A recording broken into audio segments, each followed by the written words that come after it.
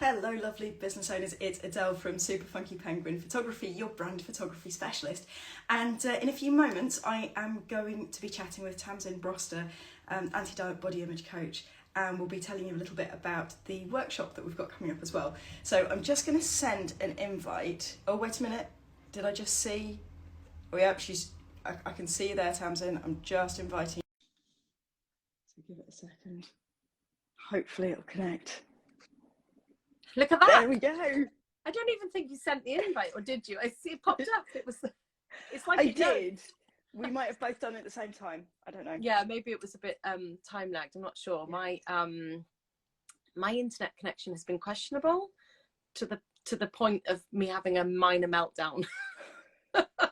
It's not good, is it? No, it's not good when your entire business is online. So yeah, I've been having those dramas. But yeah, other than that, I'm good. How are you? Yeah, not bad. It's all panic stations here because my mum is arriving this afternoon. Yes. She's staying for a week, and the house is a tip because my husband and I have both been flat out with work. So it's that last minute trying to tie up loose ends with work at the same time as sorting the house out. Yeah, so it's a bit crazy. See, you should do what I do. I think when my mum comes, I kind of allow it because I know she's going to help me, and she gets it, you know. And I think the thing is, we sort of always think like, oh my god, we got to tidy up, or like it's a tip because of this and because of that. But actually, it's just because life is busy, and actually the priority is not having the house perfect. But it's not for me anyway. So it's you're lucky. I kind of have the opposite. I get the whole your house will never be clean. It's a dirty house. Okay, we do clean. Yeah, exactly. No, it's the house. It's the whole house. It's our house. Oh, great, thanks, Mum. No, she doesn't. She doesn't help. She drives me forward to achieve things that ought to be achieved. Okay, but doesn't help. Oh, that's not good. That's not good. No. Hopefully, she's not watching this. No. I've kept her off social media as much as I possibly can. Sensible.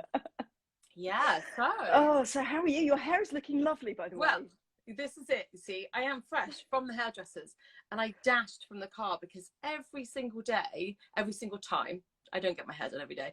Every single time I get my hair done, and my hairdresser kind of makes an effort to style it, which is great. Yeah. You know, doing it anyway. It rains. It's your fault. It chucks it down with rain every single time I go to hairdressers. And just as I stepped out the car, it started to fit. I was like, no, not today. Because as you know, yeah, I was kind of making a point about us doing a live today because, you know, in the fact that if I only ever turned up when my hair looked like this, which is once every 6 to 8 weeks, I would not be getting a lot of social media done or a lot done in my business, to be honest, because I literally do only have hair like this once every 6 to 8 weeks. As much as I try and do it in between, it's not a deal breaker for business. And I, you know, wanted to kind of talk about that today because it can feel so overwhelming and so horrible to be going live because we think we don't look good enough, we think we don't look perfect enough, but it's holding us back. And that's, you know, the point I wanted to kind of make, which is just kind of why we scheduled it in today, was because I had a hair appointment. You want to show it off? Yeah, just like, look, if I only ever turned up like this. No, it's a very good point. And being brutally honest, if I did that, I'd never turn up because I cut my own hair. And last time I did it, it went a bit wrong. So, yeah. I had to, a lockdown cut. Tie it back. Yeah, it's one of those things. But you're absolutely right, and I do hear that from my clients that they're not ready to put themselves out there. Some of them until they get their hair done, or until you know they've had a facial, and it's learning to be comfortable with yourself as you are, kind of every day. Like you don't have to turn up in your pajamas and slippers. But absolutely, yeah, no, you can, you can make an effort, but it's not striving for perfection before you actually get out there and put your face out there. Yeah, and for me, it's about learning how to kind of, it's not a deal breaker, you know, that you either go live or you don't based on how you look that day. Because if your business needs you to be on it, you know, on social media, or you know, whatever it might need to be, because everybody's business is different. We're all on different platforms. I said last time we spoke that I was exploring the TikTok thing. I'm trying to make sure it's not extra work, because it's too much. It's a lot. We're on a lot of platforms: LinkedIn, Instagram, Facebook. If we're going live in a Facebook group, and then we're going live on Instagram as well, it's quite a lot on our time. And unless we are content creators, we are content creators because we have to be, not because that's our job to be a content creator. But what I want to do is try and help women kind of see where this idea comes from, that we need to look that way, you know, where this kind of, our belief systems are kind of ingrained into us, that we are here to look good, to say the right things, to keep everybody happy, keep the peace. And quite often the things we want to say, the things we want to write, the things we want to talk about, they might not be perfect. We might not feel that they're ready, but we stop ourselves from putting it out. And I myself have been stuck in this before. So I understand what it's like. And that's what I do in my business, is I help women to dismantle all that. Not that they will never brush their hair again. That's not what it's about. But it's about helping them understand why it feels so kind of difficult to show up when we don't feel perfect, and why we will never feel perfect. Yeah. And the same is true. It's very interesting what you said there about writing stuff as well, because there's things that I want to say, and I sat down to write a blog post, and then I felt it's a little too controversial and it might rock the boat, and some people might not agree with it. And so I find myself holding back, and it's all part, I think, of being a woman in business and allowing our voices to be heard, allowing for, not everybody's going to agree with you, and that's okay. You don't want to be bland, because then you're not attracting the people to you. There's going to be people that don't like who you are and what you do, and that's fine, because there's going to be people who love what you do if you show up authentically, if you show the world who you are and what you're all about. And but finding that confidence to deal with that. You absolutely have to write that blog post, by the way, because if it feels like it's very polarizing, that's the key bit, is to get that out, because you know, you might feel like it might upset people, but you don't know, and actually for everybody you upset, it will resonate with more. And I think it's so important that we stay true to, because it shows our beliefs and our values, which are really important part of our business. And obviously we have a workshop coming up, because we are doing some stuff together. We have our Be the Face of Your Business. And, you know, in that workshop, we're going to be looking at beliefs and values. And the reason for that is because when we get really clear on what our beliefs and values are personally to ourselves, because a lot of us don't know. You know, we don't know what we like, what we believe in, what we kind of know a little bit, maybe surface level. When we get really, really deep and very clear on that, it changes everything, because you start to align your business to your beliefs and values, and then you attract the people that you want to work with, not just anyone. You're going to start attracting your actual dream clients and the people that you want, and that's the key thing. So that's a big part of the day, isn't it? Yes. And it's something that I've done quite a few, I've been to quite a few sort of training courses and workshops and all this sort of stuff, with, you know, other people have put on. And what I've ended up coming away with after that is trying to follow their formula and ending up like, but this doesn't feel like me. And as you say, like trying to work out what your own core beliefs and values are can be really hard if you keep going on courses that tell you this is what you need to put out there, this is what you need to be saying, this is how you attract clients. And it's more about working on yourself and finding out what your message is that you personally want to get out into the world, which is a very different thing. It's very different, and it's okay if you kind of enter into the business like that. I think I did to a certain extent. You know, it was kind of like something that is being done somewhere else, and gradually as you find your confidence and you find your feet, and you kind of have to do those things to learn what you like and what lights you up. And I started to pay really, really key attention to the things that light me up, and the things that I could talk all day about, and the things that when I start talking about them, that my voice gets really tight because I get really stressed. I'm like, you know, I've got to get this out. Someone's got to understand this. That's where I focus my attention. When I get Yeah. all tense, like I've got to get people to understand that. And that is why I've kind of narrowed down into much more of a body image focus, because that's what lights me up. Yes, I can help people. I do help people with food. I can help people with food, but it always leads to the body image stuff.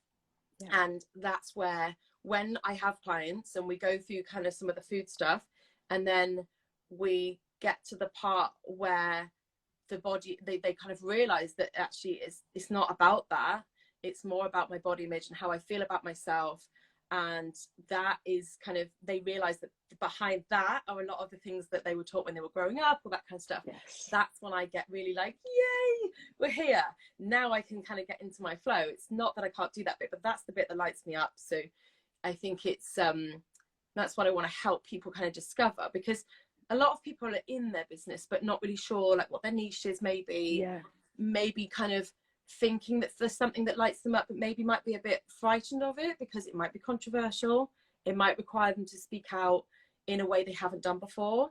That can be very, very challenging on your nervous system, because it's all about nervous system regulation, and it can be really challenging on your nervous system if you're not used to speaking out. Maybe you haven't typically been able to have a voice before. Yeah. You know? Absolutely. And it's interesting, I think, as well, that what I found is I used to be much more self-conscious about how I was coming across and putting myself out there. But the more I've become confident with my own core messaging and my own brand and what I do and what I can bring to the world, the more I'm focused on that, not what I look like. I'm like, I've got to get a message out there. So yeah, you know, if sometimes my hair is all over the place or I'm not wearing the best, most flattering top, it doesn't matter, because the important thing is getting my message out there, and that's what's of value to me. And you know, you get in that alignment and you get in that flow, and it really changes everything. And sometimes, you know, I've done a lot of work with coaches, business coaches, and that's really helped me kind of keep, you know, kind of coming back to, like, you always have to coach yourself, which is quite challenging. Even when you know the techniques, it can be quite challenging. So I always have somebody that I'm working with, and I, you know, go back to sort of similar person each time, because I want someone who challenges me, who will be able to help me kind of dig deep on what really, you know, kind of gets me out of bed in the morning. What am I excited to talk about, and what do I find draining? So when you're going to post something on Instagram, I always find that the things that I can do quite quickly and quite instantly, and I'm not worried about how it looks aesthetically, are the things that I'm passionate about. If it takes me hours, it's because maybe I'm not passionate about it, or it's not the thing that's typically in my wheelhouse that I'm, you know, really focused on. The other thing I wanted to talk about today was shame. I wanted to talk about that because we've been talking about this between ourselves, in terms of, you know, obviously we have a workshop coming up about, you know, for people who want to be more of the face of their business, want to be kind of confident in their business, confident to show up online. But we recognize that there's a lot of shame around that, and that actually coming forward to say, I need help with that, can be really challenging. You know, it's hard. It is hard, because you're almost having to, you're having to sit with that feeling of like, actually, maybe I'm not as confident as I'm maybe presenting myself as. Maybe, you know, other people might think I'm really confident, but actually maybe underneath it all I'm not. And yeah, that's a tough one, but we do understand it. And that's why we've kept this workshop small, because it's going to be a really nice, safe place to unpack some of this stuff, so that people don't feel like it's not a big group. That's the other reason why we kind of have focused it for female entrepreneurs, because we wanted it to be a space where we, you know, you're going to connect with other people who are struggling with exactly the same things as you. I think absolutely. And I think those feelings of shame, it all comes from the same place. I think, correct me if I'm wrong, but it's that conditioning we receive as little girls. Boys will be boys, but if girls do the same thing, they're told to be quiet and sit down and not cause trouble. Don't climb that tree. And obviously I've got a lot of mum friends and with little girls, and a lot of my clients are mums with little girls. I'm hoping the world is changing, but certainly when I was little, I did climb trees, probably got into trouble for it, but we were taught to not rock the boat, to stay quiet, to stay in our place and not speak out. And even in before I was a photographer, before I set up my brand photography business, I was an engineer, and I was a woman in a sea of male faces. And I would speak up in meetings because I had stuff to say and I'd get passionate about it, and I'd be like this. They called me feisty, and it was not a compliment. I was told I was too feisty. You know, sit down, be quiet. Yeah, or don't mess with her, which has a stigma attached to it. Again, you're right. We're taught to be good girls, and you know, to be good is to be quiet, not to be annoying, not to be too loud. I think we have so much more focus on how we look rather than you know, we're not really encouraged to. No, I certainly wasn't encouraged to ask questions, rock the boat, and I'm with you. I think there are some changes, but I think because many of us aren't unpacking it for ourselves, we are passing it on to our children without not intentionally. I think we're trying not to do it, but we don't really know why we feel the way we do. And sometimes we say things and we think, oh, I sounded like my mother then. And you think, oh gosh, you know. I get that all the time. Yeah, you know. And I think there's some crazy statistics around it about, you know, by Body Happy Org was sharing some, you know, by sort of age 8 or 9, girls are more reluctant to raise their hand in class and things like that. And that's where it begins. It's about that age, you know, sort of 6 upwards, where it's not that they're not receiving those messages younger. It's just that's when it starts to play out in real life in terms of putting our hands up, you know, experimenting, asking questions. And it's sometimes, you know, that feeling of shame is because you want to stand up and be seen and be counted and say stuff, but you can't get over that because we've been taught not to. And so that shame is actually because you're not able to articulate yourself and you're just bursting to get your message out there. Yeah. It's heartbreaking. It really is. Yeah, it really is, because, you know, we don't want to be too much, but we want to be enough. You just can't, we feel like we can't win. And I think when you take that fight out of it, or, you know, against yourself, and you kind of, again, in all the things that we have going on in our mind, those little kind of subtle messages that might be feeding on our inner critic, that might be holding us back. Once you dismantle them, it's not that they completely go away, but you know how to recognize them when they're showing up. And you know what kind of things will maybe trigger them. Quite often I talk to clients about when you're feeling real body shame, when you're feeling like a real focus on, oh my gosh, I don't look good enough, the first thing I get them to do is have a look at what's going on around them in their life. And usually there are other things falling apart elsewhere, maybe family health, maybe arguments, maybe stress, maybe too much overwhelm kind of going on, maybe financial challenges. It could be anything, it could be all of those things at once. But quite often we start looking at, well, what can I fix about me? Because we feel like that's something we can control. And then when ultimately we can't control that, because bodies genetically will do whatever they want to do, and we don't have as much control over how we look as we are, you know, led to believe, then we feel like we failed at that, and it's like another thing that we have failed at, and it just piles on. But actually, when you take that away, you can really start focusing on those other things that you maybe need help with, you maybe need to resolve, rather than trying to push it on yourself to fix your hair, fix your skin, fix your body size, whatever it might be, whatever comes up, you know. And once you know that, the second that you have that thought about your body, you can stop yourself and then go, oh, hang on a minute, what is going on? You know, you remember. And I think it's about unlearning lots of stuff rather than learning new things, if you see what I mean. We kind of strip away those old beliefs and, you know, have new experiences. And of course, you know, putting ourselves out there as the face of our business, we're on social media a lot, you mentioned earlier.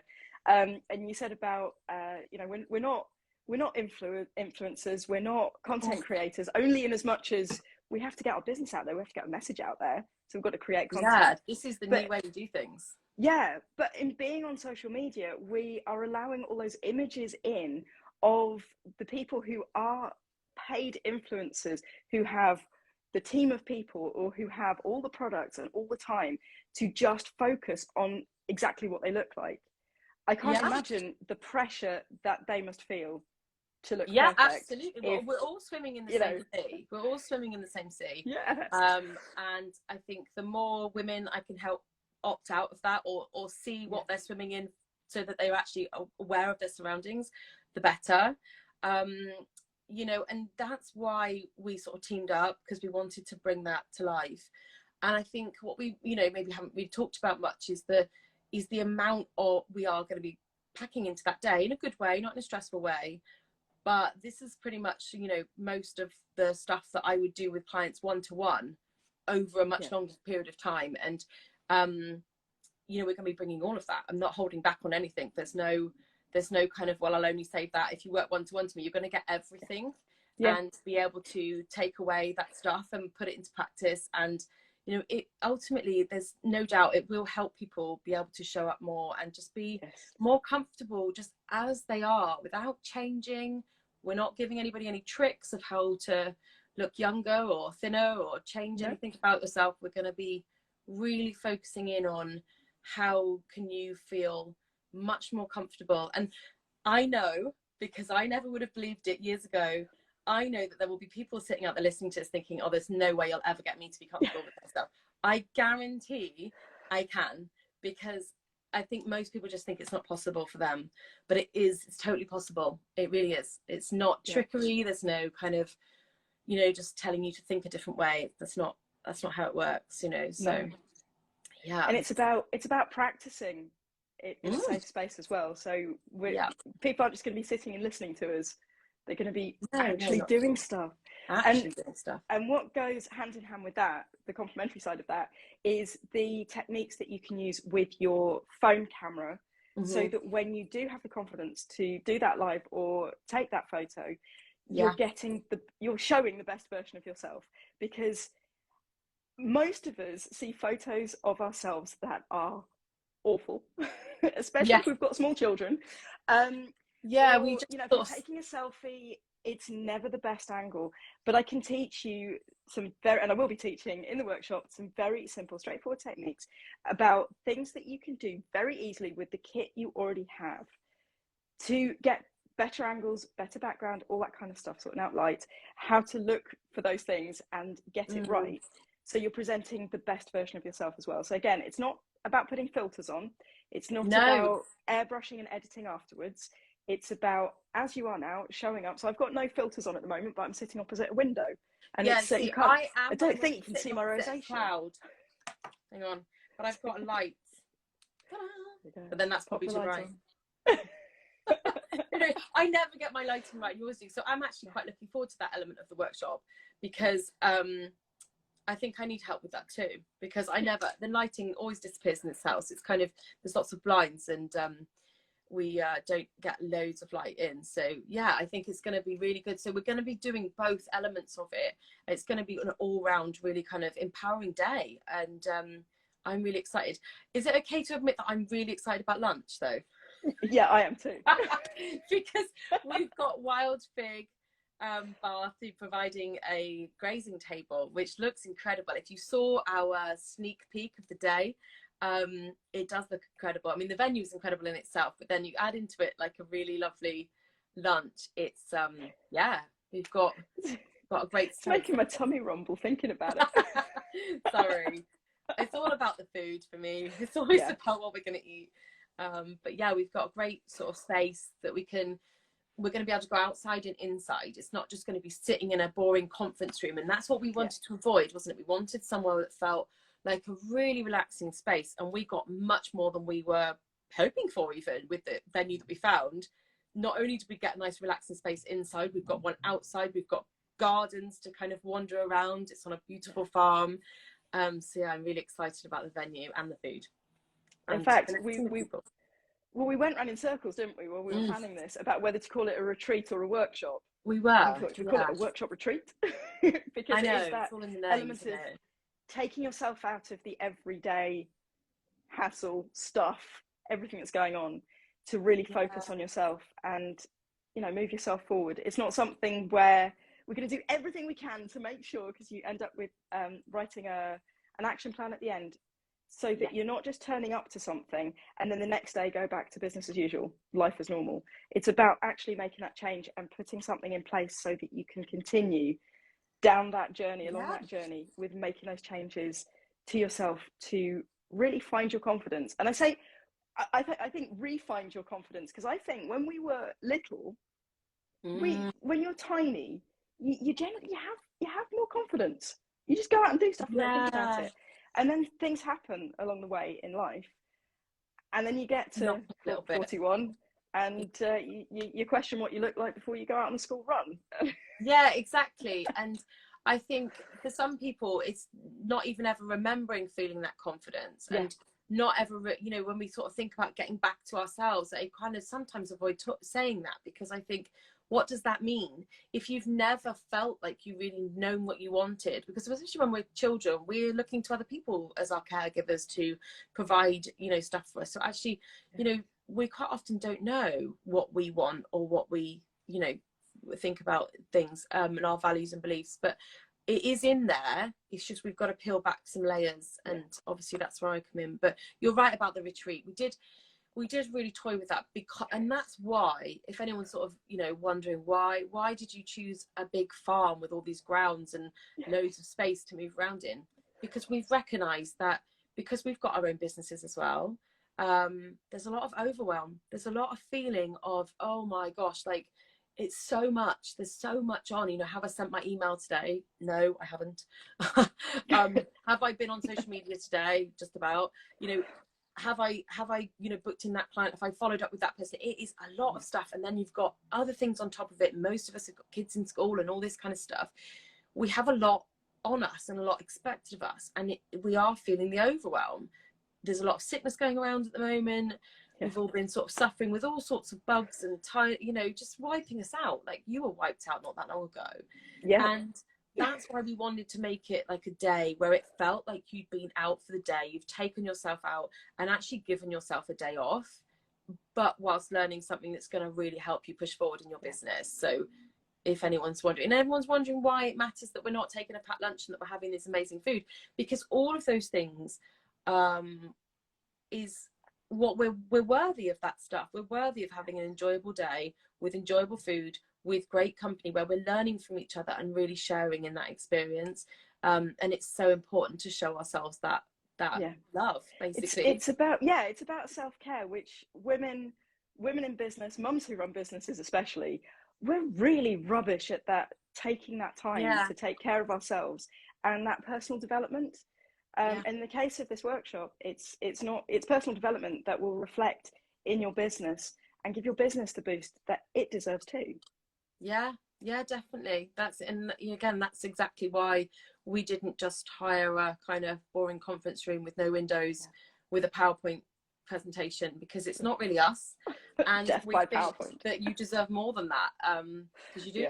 You really do. And you know, it's going to be an amazing day. And I think the nice thing about it is we don't have to pray for the weather, because we were thinking about doing outside, but we don't have to pray for that, because we have so much space inside and it's all ours. There's going to be nobody there for the day, so we're not going to be interrupted. There's going to be no one else there. So yeah, we've got the run of the place. And if anyone's watching this and wants to have a look at the place, there's a reel on my page that shows a sneak preview. Well, it's not even a sneak preview, is it? It's quite a preview of all the space that we've got and everything else. So you can actually have a look for yourself and see how lovely it is, because it's really good. Looking forward to it. Me too. Brilliant. So if you are interested in booking on, how do you do it? There's a link in my bio. I think there's a link in my bio. So yeah, if you want to book on, there's quite a lot of links in our stories as well, on both of our websites. But if you have any questions, you've got any reservations, you're sort of thinking I want to book on, not sure, you know, anything like that, then just come, you know, inbox one of us, DM one of us. We're always around and happy to answer any questions that you might have, because I think it's going to be a great day. Yeah, definitely looking forward to it. Right, let you get on. Yeah. You too. And your internet connection lasted, which is amazing. It did. I think it's because I switched it off and went to 4G, because I just thought, I'm just not having the glitches. I can't stand it. It really drives me mad. So yeah, hedge my bets. Oh, brilliant. Well, thank you very much, and I'll see you soon. Bye. Bye.